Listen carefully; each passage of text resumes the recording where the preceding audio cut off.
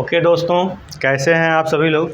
मैं विपिन कुमार दुबे। मैं आपको जो भी जेई के प्रिपरेशन में मतलब जो भी सेक्टर है जेई का, जैसे यूपी जेई है, यूपीसीएल जेई है, एसएससी जेई है, इन सभी जेईओ का जो सिलेबस है थोड़ा थोड़ा इनमें डिफरेंस है।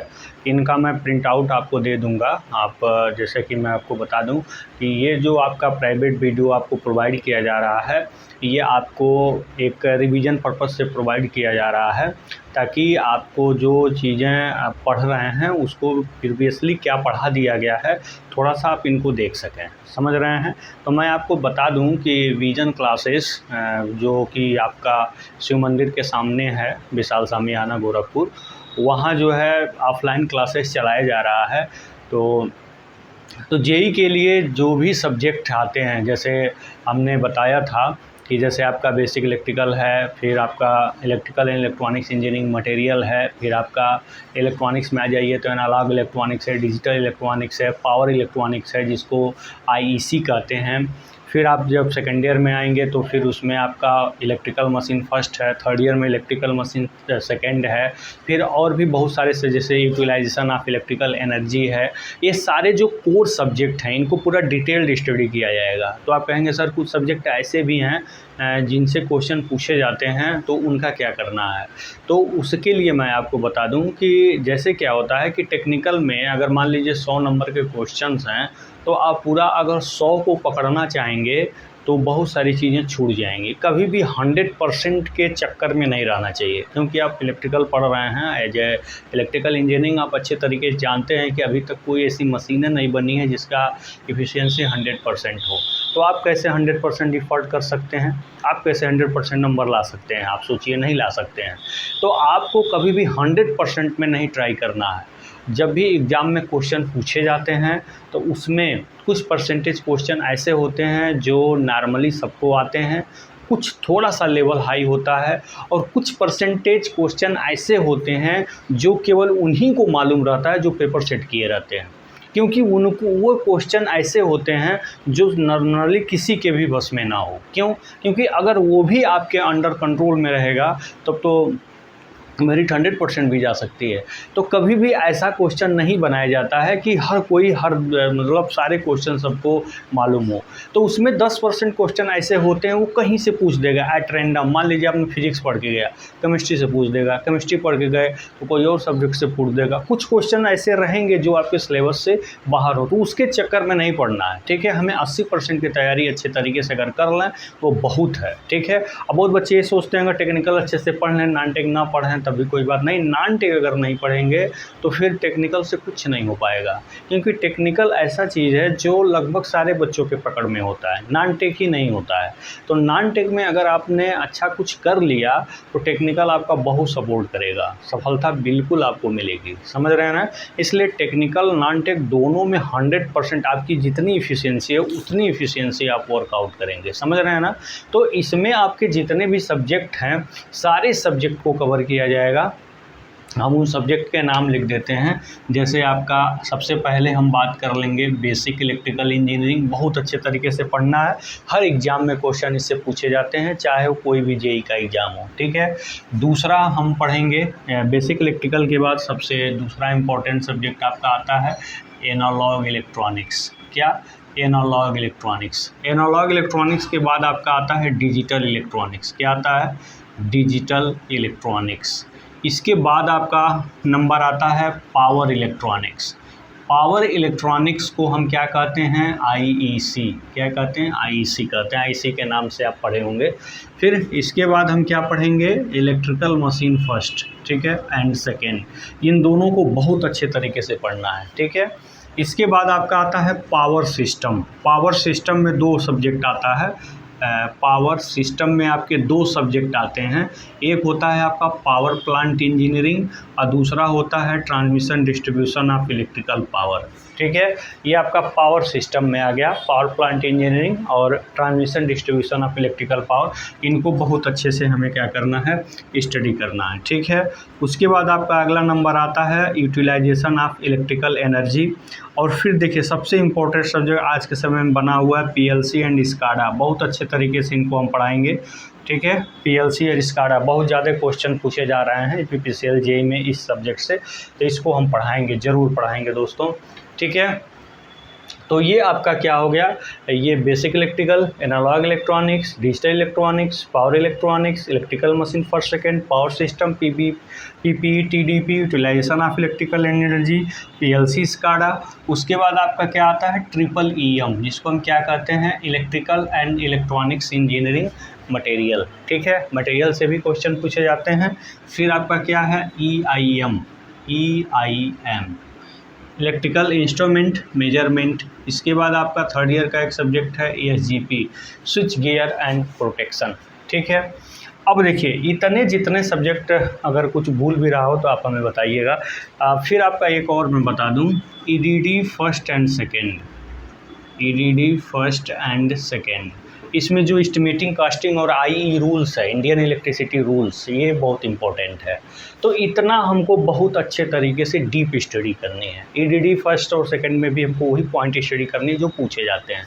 बाकी जो सब्जेक्ट हैं, जैसे आपका एनर्जी कंजर्वेशन हो गया, आपका एसीएस हो गया, एप्लीकेशन ऑफ कंप्यूटर एप्लीकेशन एक सब्जेक्ट आया हुआ है, जिसमें मैटलैब वगैरह है, वो एक सब्जेक्ट हो गया, ऑटोकैड, मैटलैब, उसको भी पढ़ना है, ठीक है। इन सब चीज़ों में उस पॉइंटों को पढ़ना है जो एग्ज़ाम में क्या होते हैं, पूछे जाते हैं, बहुत सारा नहीं। आप कहेंगे सर फिजिक्स भी पूछता है, वो भी पढ़ा दीजिए, केमिस्ट्री भी पूछता है, तो वो कुछ ऐसे ज़रूर पूछेंगे, ठीक है, कि जो आपके सिलेबस से बाहर हो और आपको चीज़ें उस पर आपका कमांड ना हो, कुछ ज़रूर एक दो क्वेश्चन ऐसा आना है। उसमें तो मैथमेटिक्स भी तो पूछा है भाई, तो मैथमेटिक्स नहीं पढ़ाया जाएगा, इसमें नहीं पढ़ाया जाएगा। आपको मैंने बताया कि जो 80 से 90% है, उस पर आपको क्या करना है, पूरा फोकस करना है। 10% को मान के चलिए कि हमें 10 क्वेश्चन 15 क्वेश्चन नहीं करना है, वो हमें नहीं आएगा, उसमें हाथ नहीं डालना है, समझ रहे हैं ना। तो जितना आपको आएगा उतना आप अच्छे तरीके से क्या करेंगे दोस्तों, तैयारी करेंगे, ठीक है। तो इसी के साथ हम सबसे पहले बेसिक इलेक्ट्रिकल में हम बेसिक कॉन्सेप्ट को चलते हैं। और यहाँ आप देखिएगा कि आपने इनको अपने क्लास में भी पढ़ा है, जो हम यहाँ पढ़ाएंगे वो अपने क्लास में भी आपने पढ़ा है। तो कितना अंतर होता है क्लास की पढ़ाई और प्रिपरेशन की पढ़ाई में, अभी आपको चीज़ें समझ में आएंगी। जितने भी यहाँ स्टेटमेंट हम आपको पढ़ाएंगे, जितने भी स्टेटमेंट हम आपको यहाँ बताएंगे, उसका डायरेक्टली रिलेशन किससे होगा, ऑब्जेक्टिव पॉइंट ऑफ व्यू से होगा, ठीक है। इस बात को आप ध्यान रखिएगा। तो चलिए हम बेसिक इलेक्ट्रिकल में हम बात करते हैं। सबसे पहले बेसिक कॉन्सेप्ट में है आपका इंट्रोडक्शन, जिसमें फ्री इलेक्ट्रॉन और बैलेंस इलेक्ट्रॉन के बारे में आपको बताया जाएगा, ठीक है। देखिए, बैलेंस इलेक्ट्रॉन, सबसे पहले हम जो बात करते हैं इलेक्ट्रॉन, क्यों इलेक्ट्रॉन की बात कर रहे हैं, क्योंकि इलेक्ट्रॉन शब्द से ही इलेक्ट्रिकल और इलेक्ट्रॉनिक्स आया है, ठीक है। ये तो कॉन्सेप्ट बिल्कुल क्लियर है। तो अब ये इलेक्ट्रॉन होता क्या है, ये हर एक मैटर में होता है, हर एक पदार्थ में होता है, जिसको आप देख सकते हैं या आप छू सकते हैं, ये सब पदार्थ हैं, सब में ये इलेक्ट्रॉन होता है। तो कहाँ होता है भाई, हर एक पदार्थ किससे बने होते हैं, छोटे छोटे कणों से, पॉइंट्स टू बी नोटेड, छोटे छोटे कणों से बना है, यानी कि बहुत सारे छोटे कण मिले हैं तभी एक मार्कर बना है आपके सामने। तो इसका जो एक कण है ना, वो बहुत सारे मॉलिक्यूल से बना है, ठीक है, बहुत सारे अणुओं से बना है, तब इसका एक छोटा सा कण बना है, ठीक है। और जो आपके अणु, जिन अणुओं से इसका एक कण जिन अणुओं से बना है, उसका एक अणु यानी कि एक मॉलिक्यूल्स बहुत ज़्यादा एटम से बने हैं, करोड़ों एटम से बने हैं एक मॉलिक्यूल, और करोड़ों मॉलिक्यूल से बना है इसका एक कण, एक करोड़ों कणों से बना है आपका मार्कर। समझ में आई बात ना। तो आपका क्या मैंने बताया, जो आपके ये मार्कर है ये असंख्य कणों से बना है, एक कण असंख्य मॉलिक्यूल से बना है, एक मॉलिक्यूल असंख्य एटम से बना है, और एक एटम असंख्य किससे बना है, इलेक्ट्रॉन, प्रोटॉन, न्यूट्रॉन से बना है। प्रोटॉन और न्यूट्रॉन तो बेचारे न्यूक्लियस में या नाभिक के अंदर पड़े रहते हैं, उनका कोई रोल होता नहीं, इसलिए उसके बारे में तो हम कुछ करेंगे नहीं।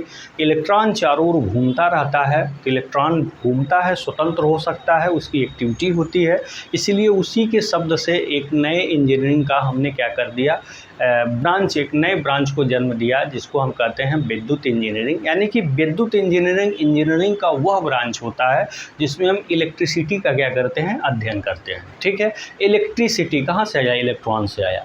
तो हम इलेक्ट्रॉन के बारे में पहले थोड़ा सा देखेंगे, फिर हम आगे बढ़ेंगे। तो आपको ये चीज़ें समझ में आ गया कि कोई भी मैटर है, अगर ध्यान से देखिएगा, अगर कोई भी मैटर है वह किससे बना है, लाखों लाखों कणों से, किससे बना है? पार्टिकल से। किससे बना है? पार्टिकल मतलब कणों से बना है, ठीक है। स्पेलिंग वगैरह देख लीजिएगा। अब जो इसके कण हैं वो किससे बने हैं? मॉलिक्यूल से। किससे बने हैं? मॉलिक्यूल्स, जिसको हम क्या कहते हैं? अणुओं। किससे बना है? अणुओं से। अब ये जो अणु है, अणु किससे बना है? एटम। किससे बना है? एटम से, ठीक है, जिसको हम क्या कहते हैं? परमाणु। अब ये जो परमाणु है ये किससे बने हैं? इलेक्ट्रॉन, प्रोटॉन, न्यूट्रॉन से। हमें इसी इलेक्ट्रॉन के बारे में क्या करना है? स्टडी करना है आज, ठीक है। तो चलिए हम इलेक्ट्रॉन के बारे में जो स्टडी करेंगे, थियरी देखिए, हमको बहुत ज़्यादा थियरी नहीं पढ़ना है, हमें वही चीज़ें पढ़नी है जिस पर ऑब्जेक्टिव बनता है और जिसको हम एग्ज़ाम में देखेंगे, ठीक है। उन्हीं सब बातों के बारे में यहाँ पे डिस्कस होगा। आपको सारी चीज़ें बिल्कुल विजुलाइज के साथ साथ क्लियर भी होंगी। आप बस बने रहिएगा, इन चीज़ों को ध्यान से समझने की कोशिश करिएगा, ठीक है। तो हम बात करते हैं इलेक्ट्रॉन के बारे में। तो इलेक्ट्रॉन पे आप बहुत अच्छे तरीके से जानते हैं, इस पर नेगेटिव चार्ज होता है। तो यानी कि इसका जो चार्ज होता है ना, इसका जो चार्ज होता है वो क्या होता है? नेगेटिव होता है। कितना होता है उसको ई से रिप्रेजेंट करते हैं। कितना होता है? ये होता है -1.76 इंटू 10⁻⁹ कूलाम, ठीक है। ये इसका चार्ज होता है -1.6 इंटू 10⁻⁹ कूलाम, ठीक है। अगर हम इसके वेट की बात करें तो इसका जो वेट होता है, यानी कि जो इसका भार होता है, वो कितना होता है? 9.11 इंटू 10⁻31 kg, ठीक है। या कह सकते हैं 1/1840 वेट ऑफ प्रोटॉन। यानी कि इलेक्ट्रॉन का जो वेट होता है वो प्रोटॉन के वेट का इतना होता है, ठीक है। 1/1840 होता है प्रोटॉन के वेट से, और हम अगर केजी में देखें तो इतना होता है, ठीक है। ये इसका चार्ज है। तो अब इस पर क्वेश्चन कैसे पूछे जा सकते हैं वो मैं आपको बताऊंगा। ये कभी ऐसा नहीं पूछता है कि इलेक्ट्रॉन पे चार्ज कितना होता है, ये नहीं पूछता है, न जनरली नहीं है पूछता है, ठीक है। तो पूछता है इस पर क्या है, बहुत सारे आप किताबों में देखेंगे कि एक कूलाम में कितने इलेक्ट्रॉन होते हैं। पॉइंट्स टू बी नोटेड, और ध्यान से सुनिएगा। हम क्या, आपको सिर्फ क्वेश्चन है कि ध्यान से देखिएगा, एक कूलाम में, ठीक है, एक कूलाम में कितने इलेक्ट्रॉन होते हैं। ध्यान से देखिएगा, कितने इलेक्ट्रॉन होते हैं, ये हमारा क्वेश्चन है। ये आपके बहुत सारे ऑब्जेक्टिव पॉइंट आप मिल और रट लेंगे वैल्यू। अब भूल गया तब क्या करेंगे, यहाँ आप देखेंगे कैसे आता है। तो जब आप ये जान रहे हैं कि एक इलेक्ट्रॉन में इतना कूलाम हो रहा है, तो एक कूलाम निकालेंगे तो ये सारी चीज़ें इधर चली आएंगी। तो अगर हम एक कूलाम निकालें, तो ये चीज़ जब इधर आएगा तो ये हो जाएगा, माइनस छोड़ देंगे क्योंकि ये चार्ज को रिप्रेजेंट कर रहा है। इलेक्ट्रॉन पे नेगेटिव चार्ज होता है, नंबर में इनकी कोई ज़रूरत नहीं है। तो 1.6 10⁻⁹ ये इलेक्ट्रॉनों की संख्या हो गई, ठीक है। बस हमने कुछ किया नहीं, एक रुक गया, इधर गया, ये हो गया, ठीक है। तो ऐसे नहीं पूछता है, इनका एक वैल्यू निकल के आपके सामने आएगी। तो उस वैल्यू को हम यहाँ देखते हैं। तो यहाँ जब हम करेंगे, इस पॉइंट को हटाने के लिए ऊपर हम क्या कर दें, इसको हम इधर से लेके चलते हैं। यहाँ ध्यान दीजिएगा, इस पॉइंट को हटाने के लिए ऊपर नीचे 10 का मल्टीप्लाई कर दें तो ऊपर 10 हो जाएगा, नीचे 16 हो जाएगा, ठीक है। ये 10⁻⁹ जब ऊपर जाएगा तो 10⁻90 हो जाएगा, ठीक है, नंबर ऑफ इलेक्ट्रॉन। अब इसको इसमें डिवाइड करेंगे तो आएगा 0.625। अरे 16 छक्का 96, 16 दूना 32, 16 पचे 80 आ जाएगा ना।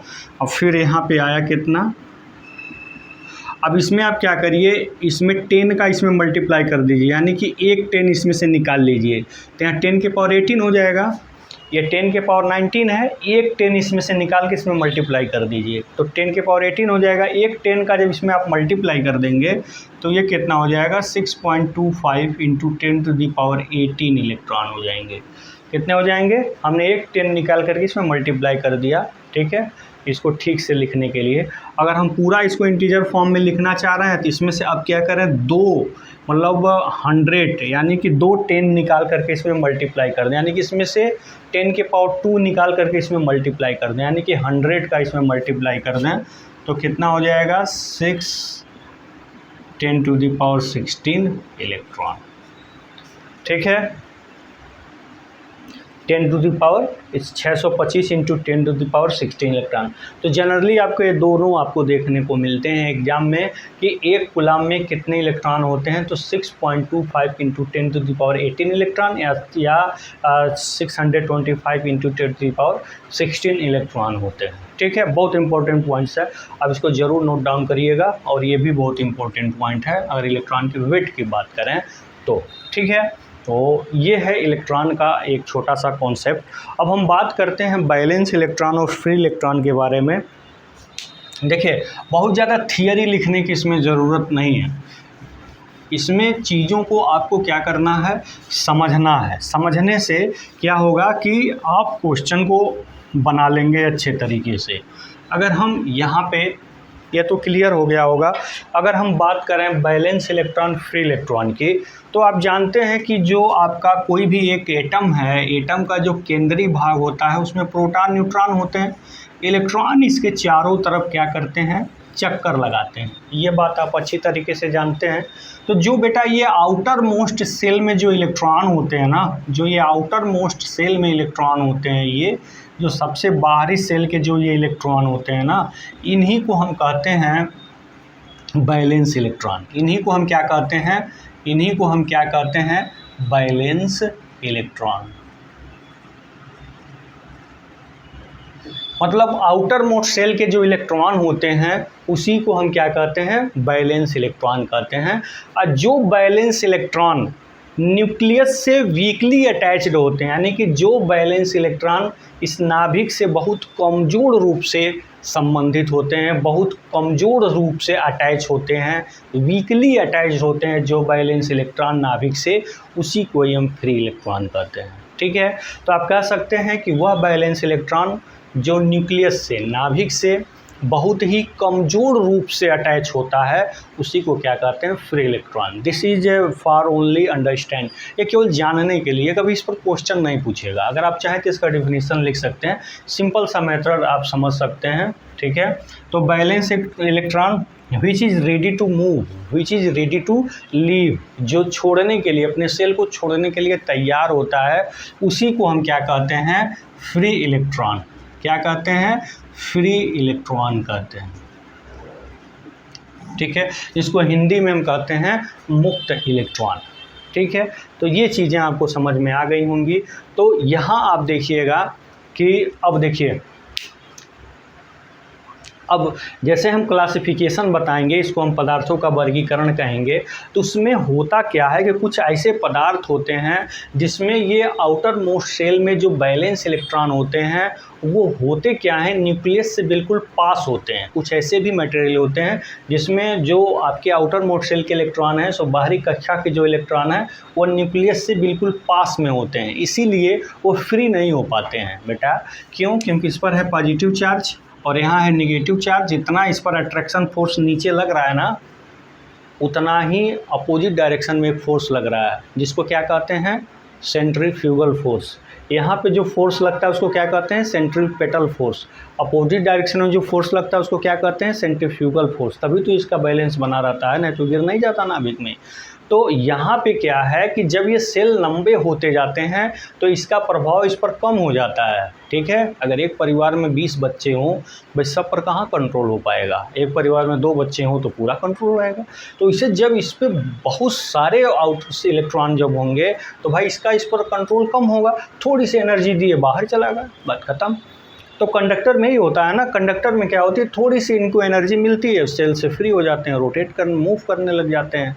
ठीक है, तो कंडक्टर, लेकिन इंसुलेटर में बिल्कुल पास होते हैं, संख्या भी बहुत कम होती है तो आसानी से मूव नहीं होते हैं। लेकिन अगर उनको हम पर्याप्त एनर्जी दे दें, ठीक है, अगर हम मान लीजिए इंसुलेटर की अगर हम बात करें, तो अगर इंसुलेटर में, बात को ध्यान समझिएगा, अगर इंसुलेटर में इलेक्ट्रॉन क्या होते हैं, ये तो मान लीजिए फॉर कंडक्टर के लिए हो गया, ये फॉर कंडक्टर के लिए हो गया। ठीक है, अगर हम इंसुलेटर की बात करें, ठीक है, चलिए हम इसको मिटा देते हैं। अगर हम इंसुलेटर की बात करें, आखिर इंसुलेटर में ऐसा क्या होता है कि उसमें करंट फ्लो होने लगता है, आखिर उसमें ऐसी कौन सी घटना होती है, हम इस बात को ध्यान में देखते हैं। तो अगर हम इंसुलेटर की बात करें तो फॉर इंसुलेटर की अगर हम बात करें यहाँ पे, तो इंसुलेटर में क्या होता है, मान लीजिए न्यूक्लियस है जिसमें प्रोटॉन है, न्यूट्रॉन है, इसके चारों तरफ इलेक्ट्रॉन। जो भी इलेक्ट्रॉन होते हैं ना बहुत कम होते हैं दोस्तों, क्या होते हैं, बहुत कम होते हैं, और जो भी होते हैं न्यूक्लियस से बिल्कुल पास होते हैं, इसीलिए ये आसानी से फ्री नहीं हो पाते हैं मूव करने के लिए। इसलिए प्लास्टिक वगैरह हो गया, चाहे आपका मोम हो गया, फिर आपका कागज़ हो गया, तेल हो गया, ये सब ऐसे मटेरियल इसमें कंडक्शन नहीं हो पाता है, ठीक है। लेकिन क्या अगर इनको हम एक्स्ट्रा ऑर्डिनरी एनर्जी प्रोवाइड कर दें, यानी कि एक उचित मात्रा में इनको एनर्जी प्रोवाइड कर दें, या बाय वोल्टेज या बाय टेम्परेचर इतनी एनर्जी प्रोवाइड कर दें कि न्यूक्लियस से फ्री हो जाए, तो भाई ये इंसुलेटर ही कंडक्टर बन जाएगा। क्या बन जाएगा, कंडक्टर बन, यानी कि इसी स्टेट को हम क्या कहते हैं, जब कोई इंसुलेटर क्या बन जाता है, कंडक्टर बन जाता है।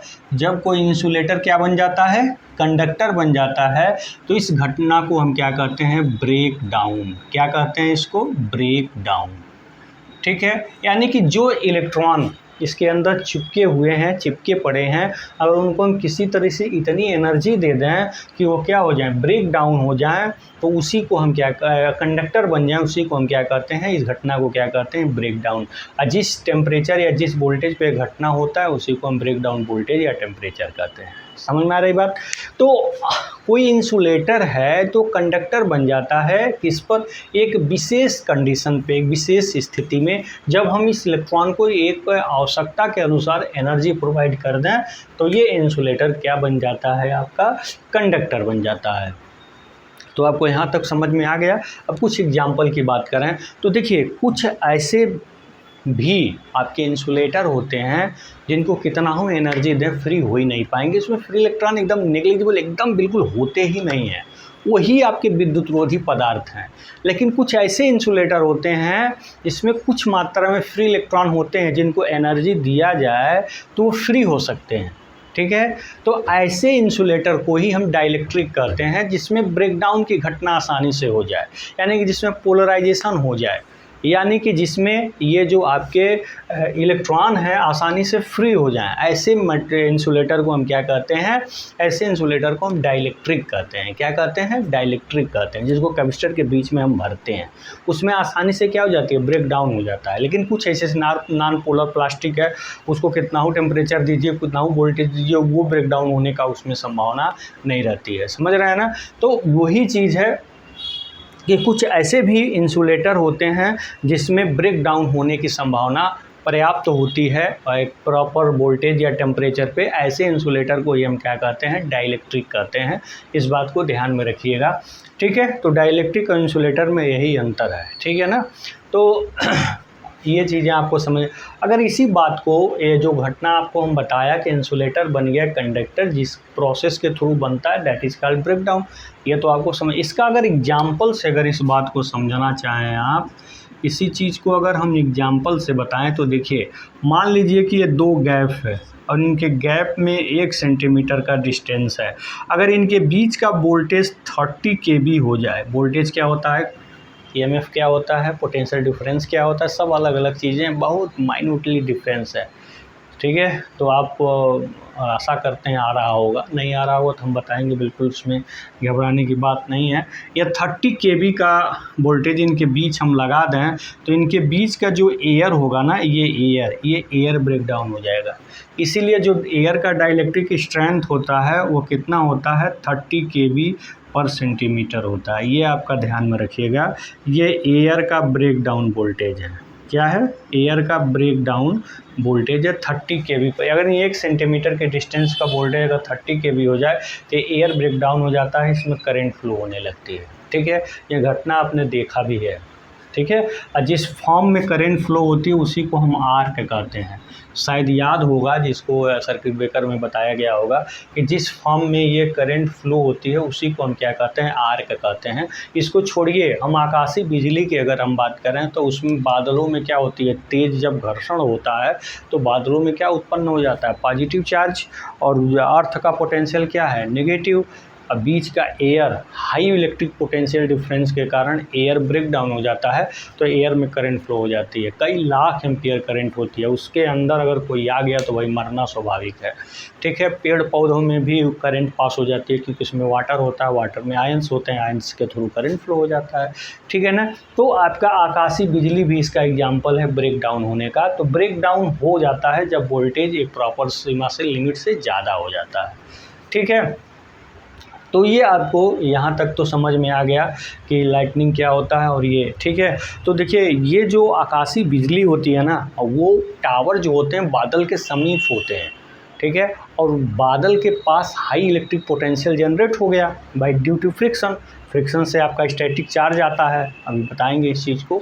जब फ्रिक्शन होता है, घर्षण होता है, तो स्टैटिक चार्ज, स्थिर चार्ज उत्पन्न हो जाता है बादलों में। अब पास में ही अगर कंडक्टर है, इसीलिए तो टावरों पे, ट्रांसमिशन लाइनों पे सबसे ऊपर अर्थ वायर इसीलिए लगाया जाता है कि अगर हम फेज वायर लगा देंगे तो डायरेक्ट स्ट्रोक तो होगा ही होगा, मतलब एयर ब्रेकडाउन होगा, डायरेक्ट करंट तो फ्लो होगा ही होगा, और प्लस इनडायरेक्ट स्ट्रोक भी होता है, मतलब बादलों में पॉजिटिव चार्ज और ऑटोमेटिक कंडक्टर में बन जाता है नेगेटिव चार्ज, उसके वजह से ट्रैवलिंग वेव्स उत्पन्न हो जाती हैं।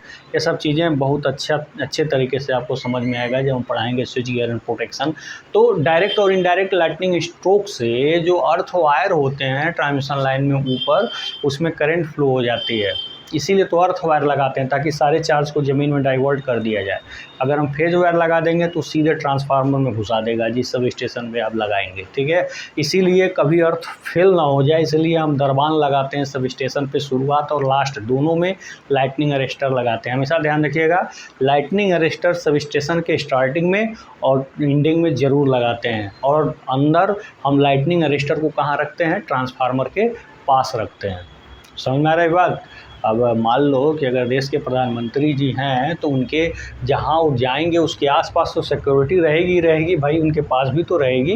वही ट्रांसफार्मर को ही बचाना होता है क्योंकि बड़ी कॉस्टली होता है, सब स्टेशन पे करोड़ों का आता है, अगर फूक गया तो बड़ी नुकसान हो जाएगा।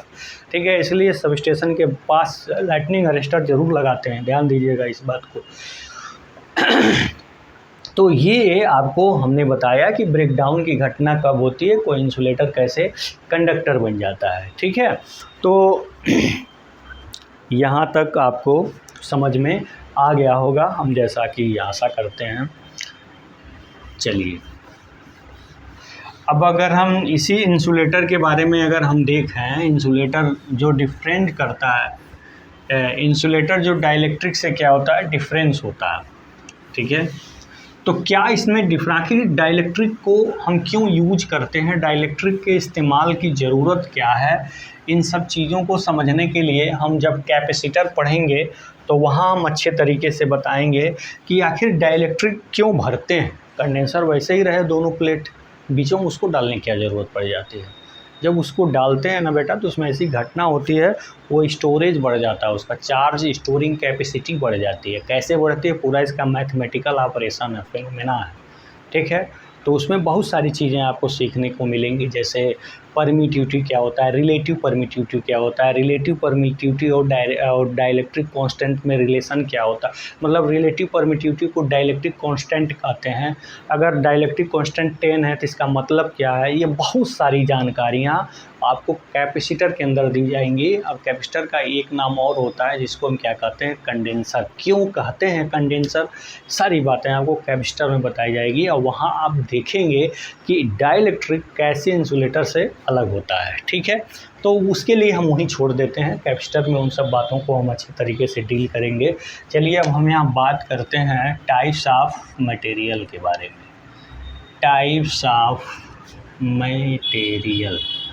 ठीक है। हम बात करते हैं पदार्थों का वर्गीकरण।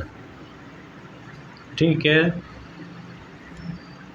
पदार्थों का वर्गीकरण हम यहाँ बात करते हैं। तो पदार्थों का वर्गीकरण में अगर हम फ्री इलेक्ट्रॉन के अकॉर्डिंग देखें, ठीक है, तो पदार्थ 3 प्रकार के होते हैं नॉर्मली।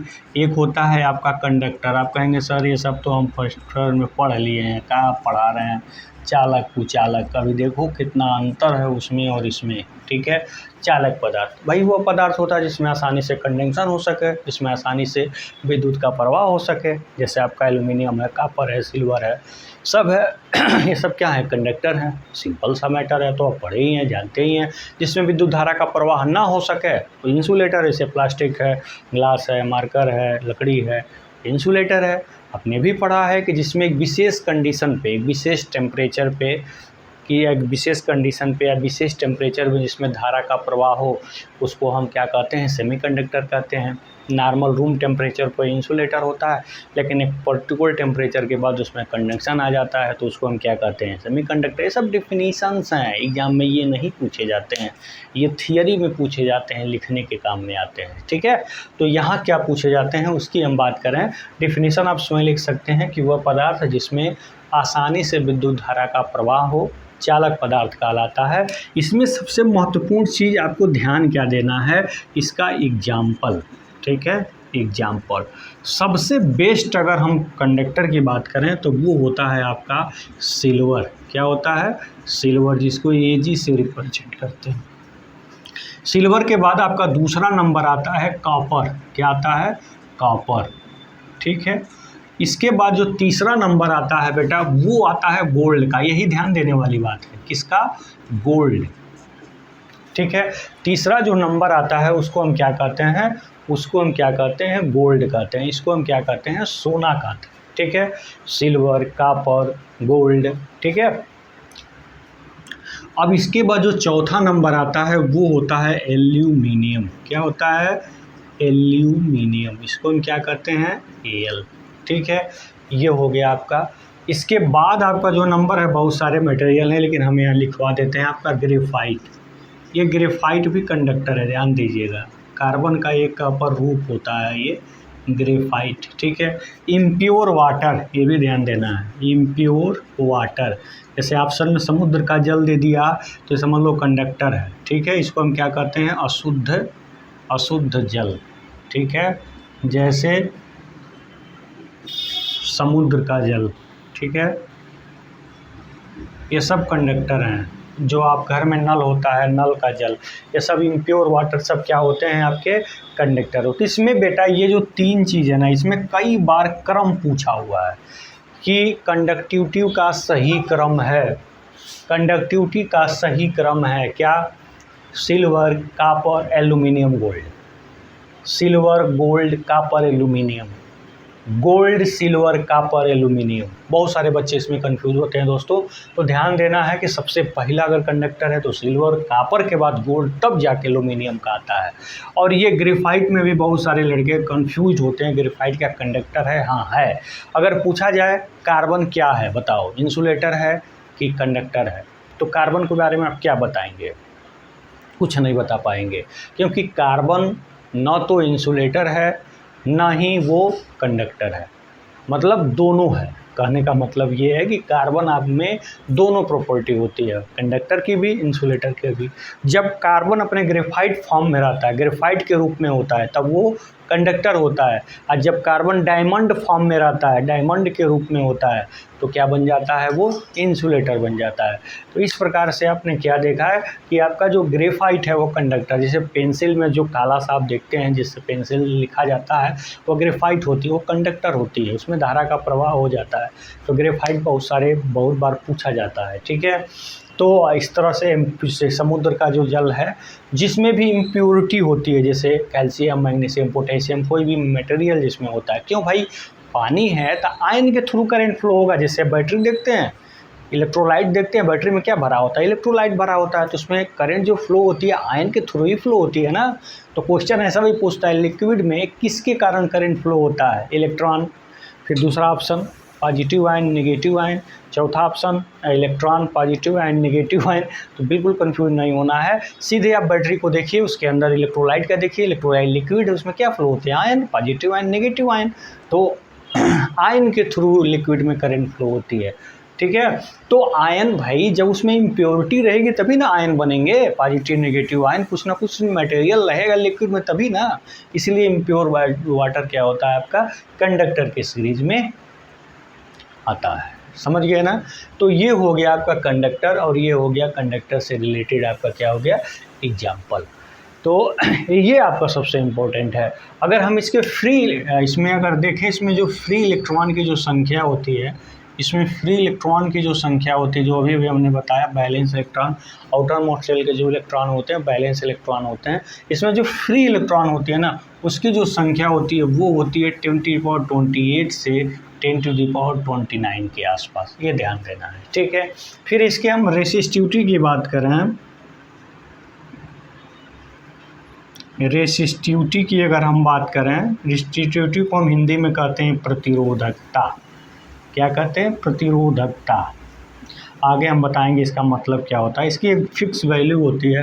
अगर हम रेंज होता है, रेंज पूछता है, रेंज इसका क्या होता है 10⁻⁸ से 10⁻⁴ ओम सेंटीमीटर, ठीक है। आगे हम बताएंगे किसी पदार्थ में जब करंट, चालक पदार्थ में जब करंट फ्लो होता है तो उसमें मार्ग में एक विरोध उत्पन्न किया जाता है, ठीक है। तो जो अपोज विरोध होता है उसी को हम क्या कहते हैं, रेसिस्टेंस कहते हैं। क्या कहते हैं, रेसिस्टेंस कहते हैं। इसको ओम से रिप्रेजेंट करते हैं। तो रेसिस्टिविटी क्या है, पर सेंटीमीटर या पर मीटर जो रेसिस्टेंस होता है उसी को हम रेसिस्टिविटी कहते हैं। जैसे अगर हम मान लें कि 20 ओम मीटर अगर रेसिस्टिविटी किसी कंडक्टर का है तो मानेंगे उसके 1 मीटर लेंथ का जो रेसिस्टेंस है वो कितना है, 20 ओम के बराबर है। रेसिस्टिविटी ये चीज़ बताती है। आगे हम बताएंगे कि इसका मतलब क्या होता है, ठीक है। तो कंडक्टर का रेसिस्टिव रेंज ये है।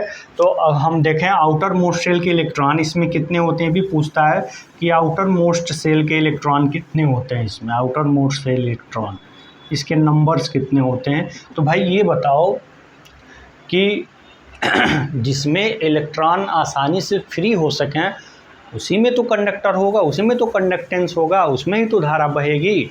तो इलेक्ट्रॉन आसानी से कब फ्री हो सकते हैं, जब आउटर मोस्ट सेल में 4 से कम इलेक्ट्रॉन हो। क्यों, अगर हम एल्यूमिनियम की बात करें 13Al, तो इसका हम इलेक्ट्रॉनिक कॉन्फ़िगरेशन करें तो 283, तो 3 को आसानी से देगा तभी ना बैलेंस हो पाएगा इसका सेल 28। तो 3 को दे सकेगा आसानी से, तो वो अगर 1 होता तब भी दे देता, 2 होता तब भी दे देता, 3 होता तब भी दे देता। यानी कि 4 से कम होगा तभी इलेक्ट्रॉन दे पाएगा, तभी इसमें से इलेक्ट्रॉन फ्री हो पाएंगे। यानी कि इसमें जो आपका आउटर मोस्ट शेल के जो इलेक्ट्रॉन होते हैं वो कितने होते हैं, लेस देन 4। कितने होते हैं, लेस देन 4। इसको क्या कहते हैं, 4 से कम। ये सारे point objective point of view सब पूरा समझ रहे हैं ना। तो ये आपने कंडक्टर पढ़ा, लेकिन उससे रिलेटेड क्या क्या ऑब्जेक्टिव क्वेश्चंस बन सकते हैं, उन सारी चीज़ों को हमने यहाँ पे बताया, ठीक है। तो ये आपने क्या देखा कि कंडक्टर क्या होता है, कंडक्टर आपको समझ में आ गया होगा। अब हम बात कर लेते हैं इंसुलेटर के बारे में। इंसुलेटर कहें, अरे सर इंसुलेटर तो हम बहुत अच्छे तरीके से जानते हैं जिसमें धारा ना बहती हो। तो ठीक है भाई, तो उससे तो काम नहीं चलेगा ना, वो सारी चीज़ें से बहुत दूर हो गए हैं अब आप, ठीक है। ये सब लिखना, डिफिनीसन याद करना, ये सब चीज़ें बहुत अलग हो गई हैं। सबसे पहले हम इसमें अगर इंसुलेटर की हम बात करें, इंसुलेटर को हम क्या कहते हैं, विद्युत रोधी पदार्थ। क्या कहते हैं, विद्युत रोधी पदार्थ,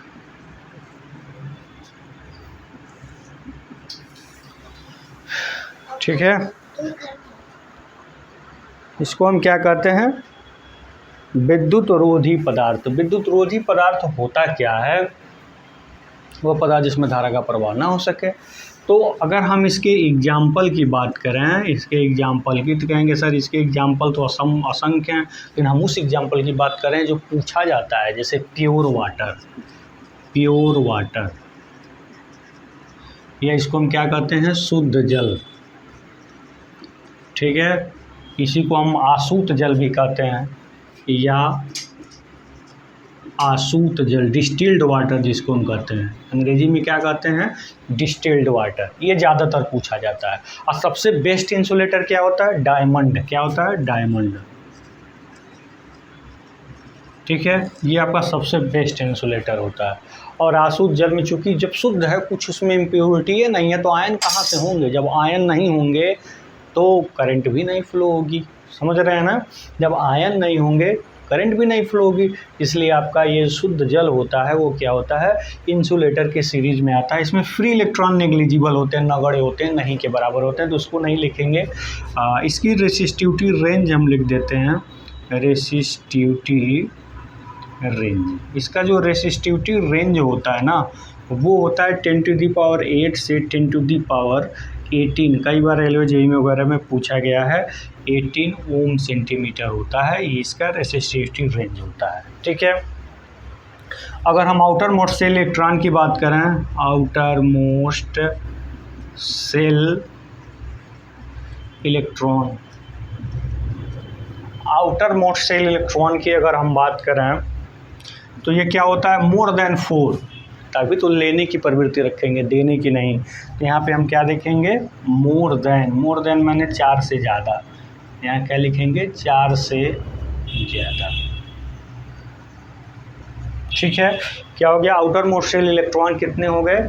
मोर देन 4, 4 से ज़्यादा हो गए। तो ये इसमें इम्पोर्टेंट पॉइंट हो गए आपके इंसुलेटर के संबंध में। इसका resistive range, outer most shell electron, इसके एग्जाम्पल, ये चीज़ें आपको समझ में आ गई। तो डाइलेक्ट्रिक से डिफरेंट कैसे है कि उसमें ब्रेक डाउन भी हो सकता है, पोलराइजेशन हो सकता है और इलेक्ट्रिक फोर्स ऑफ लाइन को कंडक्ट कर सकते हैं। इसमें थोड़ा सा इससे अलग प्रॉपर्टी होता है, कुछ मात्रा में उसमें फ्री इलेक्ट्रॉन होते हैं, बिल्कुल नगण्य, जीरो नहीं होते हैं। ठीक है। चलिए, ये हो गया आपका इंसुलेटर। ठीक है। अब हम बात कर लेते हैं सेमीकंडक्टर के बारे में। सेमीकंडक्टर ही तो एक इलेक्ट्रॉनिक्स एक नए ब्रांच को जन्म दे दिया, क्योंकि जब यही इलेक्ट्रॉन सेमीकंडक्टर में फ्लो होता है ना तो उसके अध्ययन हम इलेक्ट्रॉनिक्स इंजीनियरिंग में करते हैं, और जब यही इलेक्ट्रॉन कंडक्टर में फ्लो होता है तो उसका अध्ययन हम कहाँ करते हैं? इलेक्ट्रिकल इंजीनियरिंग में करते हैं। ठीक है। तो चलिए हम बात कर लेते हैं अब सेमीकंडक्टर मटेरियल। सेमीकंडक्टर मटेरियल की बात करें, ठीक है। इसको हम क्या कहते हैं? हिंदी में क्या कहते हैं इसको? अर्धचालक पदार्थ। क्या कहते हैं? अर्धचालक पदार्थ। ठीक है। अर्धचालक पदार्थ। भाई ये जो पदार्थ होते हैं वो रूम टेम्परेचर पे यानी 25 डिग्री सेंटीग्रेड पे अगर हम उनको रखेंगे या उसमें हम करंट फ्लो करवाना चाहेंगे तो नहीं फ्लो होगा। इंसुलेटर होते हैं, विद्युत रोधी होते हैं, फ्लो नहीं होगा। लेकिन एक विशेष टेम्परेचर पे, एक विशेष कंडीशन पे उनको हम टेम्परेचर प्रोवाइड करते हैं तो उसमें जो कोवैलेंट बॉन्ड होते हैं ना, जो कोवैलेंट बॉन्ड होते हैं ब्रेक हो जाते हैं, इलेक्ट्रॉन को जो पकड़े हुए हैं वो टूट जाते हैं, इलेक्ट्रॉन फ्री हो जाता है, उसमें कंडक्शन स्टार्ट हो जाता है। ऐसी स्थिति में मटेरियल के जलने की पॉसिबिलिटीज़ होती है, नुकसान होने की पॉसिबिलिटीज़ होती है। तो ये प्रोसेस नहीं अपनाते हैं, बाहर से इलेक्ट्रॉन ला करके डाल देते हैं, जिसको हम डोपिंग कहते हैं। ठीक है। आगे उसके बारे में देखेंगे। यानी कि ऐसा पदार्थ जिसमें चालन एक विशेष स्थिति में हो, जिसमें कंडक्शन एक विशेष कंडीशन में हो, उसी को क्या कहते हैं? सेमीकंडक्टर कहते हैं। अगर हम इसके एग्जाम्पल की बात करें, कहेंगे सर अरे इसके एग्जाम्पल तो हम बहुत जानते हैं, आपको बताने की ज़रूरत नहीं है, तो कभी ओवर कॉन्फिडेंस में मत रहिएगा। गैलिनियम फास्फाइड, फिर आपका क्या है? गैलिनियम आर्सेनाइड फास्फाइड। कहेंगे सर इतना बताने की क्या ज़रूरत थी? है, देखिए इसमें सिलिकॉन है, जर्मेनियम है, जनरली सबसे ज़्यादा सिलिकॉन यूज करते हैं। क्यों? जबकि मोबिलिटी इसकी ज़्यादा होती है, लेकिन इसकी यूज क्यों करते हैं? इसकी टेम्परेचर स्टेबिलिटी इससे ज़्यादा होती है, ज़्यादा टेम्परेचर बियर कर सकता है। क्यों ऐसा करता है? बहुत सारे इसके पीछे रीजन, अब इसमें घुसेंगे तब यहाँ कहाँ जा पाएंगे। ठीक है। इसकी उपलब्धता भी ज़्यादा होती है, टेम्परेचर स्टेबिलिटी भी ज़्यादा होती है, और इसमें लीकेज करंट भी कम होता है, भी ध्यान दीजिएगा। ठीक है। इन सारी वजहों से इसका यूज ज़्यादा करते हैं। इसमें एक ही फ़ायदा होता है, मोबिलिटी ज़्यादा होती है, बाकी जल्दी उपलब्ध भी नहीं है, कास्टली भी है, प्लस लीकेज करंट भी ज़्यादा होती है। उसके लिए बैंड गैप वगैरह बताना पड़ेगा, जो यहाँ ज़रूरत नहीं है। ठीक है। इसके बाद गैलिनियम फास्फाइड, लेड में इसका यूज करते हैं, लाइट इमिटिंग डायोड में। ये ग्रीन कलर का क्या करता है? ग्रीन कलर का लाइट प्रोड्यूस करता है। ये आपका रेड या येलो कलर का है, कई बार एग्जाम में पूछा है। ये आपका रेड या येलो कलर का लाइट प्रोड्यूस करता है, ये आपका ग्रीन कलर का लाइट क्या करता है? प्रोड्यूस करता है। जब इसको हम लेड में यूज करते हैं वो सारा फेनोमेना हम बताएंगे। तो सेमीकंडक्टर में जो चार्ज कैरियर होते हैं दो होते हैं, एक इलेक्ट्रॉन भी होता है, उसके साथ साथ होल्स भी होता है, ठीक है। इसमें जो चार्ज कैरियर होते हैं, ठीक है, इसमें जो चार्ज कैरियर होते हैं वो कौन कौन से होते हैं, इलेक्ट्रॉन भी होते हैं और इलेक्ट्रॉन के साथ साथ क्या बोलते हैं, होल्स भी होते हैं। लेकिन इसकी मोबिलिटी होल्स के कंपैरिजन में 2 टाइम्स क्या होती है, ग्रेटर होती है। इस बात को ध्यान रखिएगा। जो इलेक्ट्रॉन की मोबिलिटी होती है वो होल्स के कंपैरिजन में 2.5 गुना ज़्यादा होती है। यहाँ इस पॉइंट को नोट करिएगा। और फिर अगर हम अब बात करें इसमें फ्री इलेक्ट्रॉन के बारे में, इसके बारे में बात करें, फ्री इलेक्ट्रॉन के बारे में अगर इसमें हम बात करें तो ये होता है, ये टेम्परेचर के T⁻³ के डायरेक्टली प्रोपोर्शनल होता है। यानी कि इसमें फ्री इलेक्ट्रॉन टेम्परेचर पर डिपेंड करते हैं, इसलिए एक निश्चित संख्या बता पाना संभव नहीं है। एग्जाम में कई बार ऐसे ही पूछा है कि टेम्परेचर के पावर 3/2 पे क्या करता है, फ्री इलेक्ट्रॉन इसमें डिपेंड करता है, ठीक है। फिर अगर हम रेसिस्टिविटी रेंज की अगर हम बात करें, इसके रेसिस्टिविटी रेंज की अगर हम बात करें, जिसका जो रेसिस्टिविटी रेंज होता है वो क्या होता है आपका 10⁻⁻⁴ से 10⁸ ओम सेंटीमीटर होता है। ये ध्यान दीजिएगा। जो कंडक्टर का रेंज है वही है, बस यहाँ पे माइनस के जगह प्लस हो गया है, ठीक है। बस इतना ही अंतर है और कुछ अंतर नहीं है। तो इसका ज़्यादा पूछता है, कंडक्टर का ज़्यादातर पूछता है, इंसुलेटर का रेंज नहीं पूछता है, ठीक है ना। तो ये आपका रेसिस्टिविटी रेंज हो गया किसका, सेमीकंडक्टर का। अब फिर अगर हम आउटर मोस्ट सेल इलेक्ट्रॉन की बात करें, आउटर मोस्ट, इसको शार्ट में लिख दे रहे हैं, सेल इलेक्ट्रॉन की अगर हम बात करें तो कितना होता है, इसमें 4 होता है, ठीक है। तो आप कहेंगे कार्बन का भी सर 4 होता है, तो उसको आप क्यों नहीं इंसुलेटर सेमीकंडक्टर मान रहे हैं।